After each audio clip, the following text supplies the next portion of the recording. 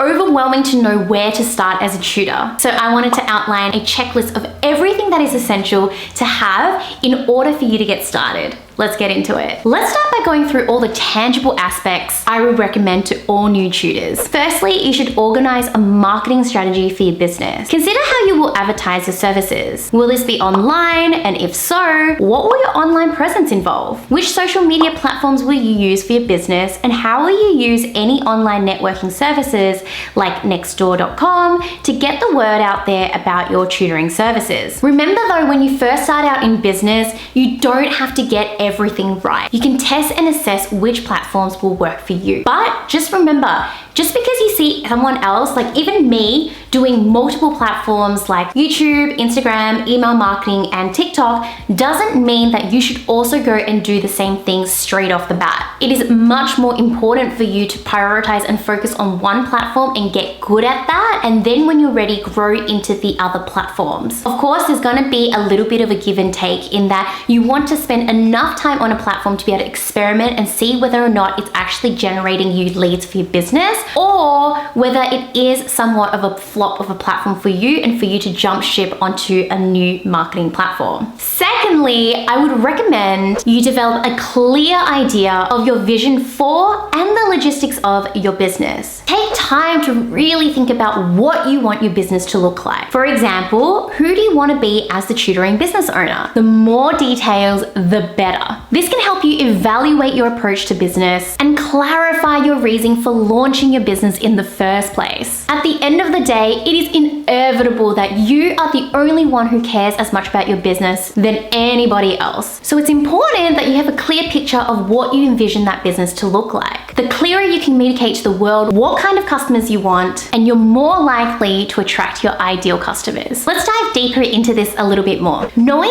the values of your business actually helps the logistics of your business. So even though for a really long time, I was always like, whatever, values, it's so fluffy, I now understand that it is crucial for you to have very clear values that you can communicate with the world. Whether or not you are a solo tutor, somebody who's just working for yourself, or an established tutor who has tutors working for you. By knowing your values, you'll be prepared for logistical questions such as, where do you tutor? If you value online education and accessibility for all, then perhaps you only want to focus on online tutoring. What expectations do you have for your students, such as committing to weekly lessons? If one of your values is consistency, because you believe that consistency is key to a better education, then you'll filter out all of the non-ideal customers who only want you last minute for just that advice once off. What length of sessions do you want to offer? If one of your values is to empower, and that means to empower students to make their own decisions, then it's going to be a red flag if you have a customer who's asking you for 5 hours of tutoring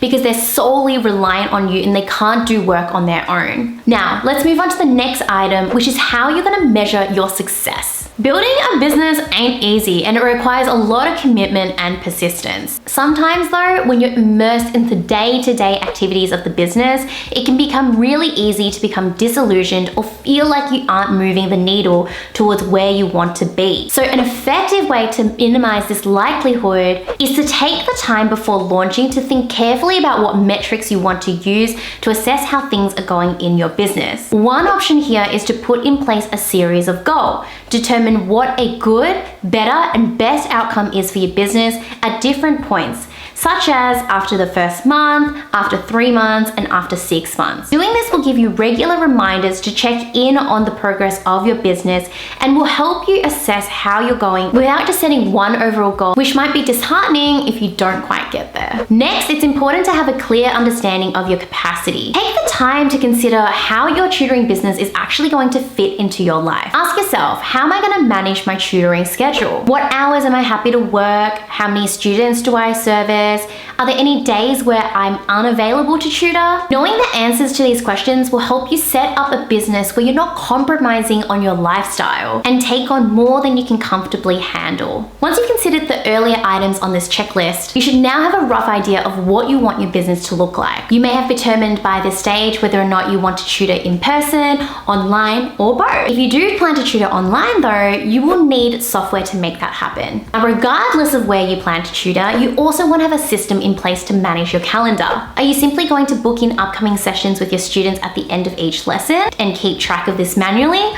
Or will you use instead online software where students can book in with you and you can automate your schedule? You might want to check out one of my earlier videos where I go through the different softwares available for tutors. They're tutoring specific, so I'll link it up there for you so you can go and have a watch. Now, I know I've told you so much about the tangible aspects of business, but we're not at the end yet. I still have more to share with you, and that is the intangible aspects of a tutoring business. So stick with me until the very end, because I know that by learning these pieces of advice, especially early on in your career, it's really gonna help you accelerate your progress. Let's go into the intangible attributes I think are important for you to have. In my experience as a tutor, it's important that you are passionate about your business. As a business owner, you are the person who is solely responsible for your business. With this comes a lot of responsibility, and it can quickly feel burdensome if you don't feel fulfilled or passionate about what you're doing. Tutoring definitely isn't for everybody, so it's worth spending the time to investigate whether or not this is a career that you want to pursue, if the demands of the tutoring and the nature of this career actually appeal to you. Secondly, I would say intangibly that starting and running a tutoring business requires resilience. At the end of the day, you have a business and people are investing in you. And so some people will want to and others won't.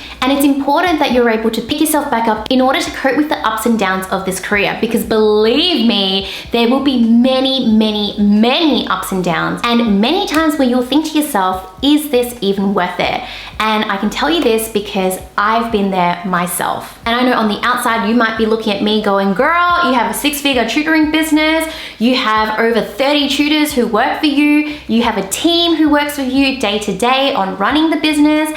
What do you mean? And you know, even to this day, sometimes I have days where I'm just like, oh, so tired, so overwhelmed, questioning a lot of these questions that you're going to go through too. That's why I've created this checklist for you, to help you streamline and make this journey, even that just a little bit more easier. Now, the last attribute I'd like to emphasize, and I want to say thank you so much for sticking with me up until this point, is for you to have drive and discipline in what you do. To put it simply, it's not going to be enough just to stay motivated, because there will be those ups and downs, because things will be challenging and things will feel personal. We can't expect ourselves to humanly be motivated every single day, every hour of the day, and every minute of the day.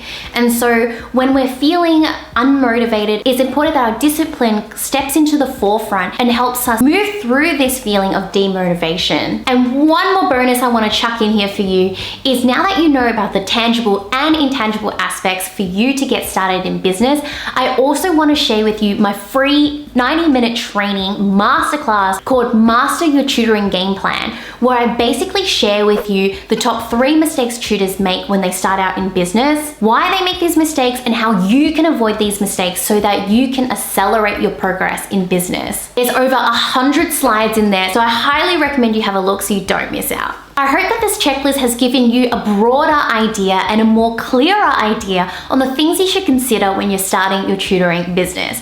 If you've watched all the way until the end of this video, thank you so much. I really appreciate you. And what you can do to tell me that you want more videos like this, especially if it is valuable to you, is to leave a comment for me and write the word discipline, just so that I really know that you've watched all the way until the end of this video. Now, if you enjoyed this video, then I know next week's video is gonna be a bit of a banger for you. I'm going to talk about all the different mistakes I made in my business journey and what I would do differently if I were to start back again today. This is gonna help you prevent some of those same mistakes that I did. Thank you so much for watching, and I'll see you guys next week.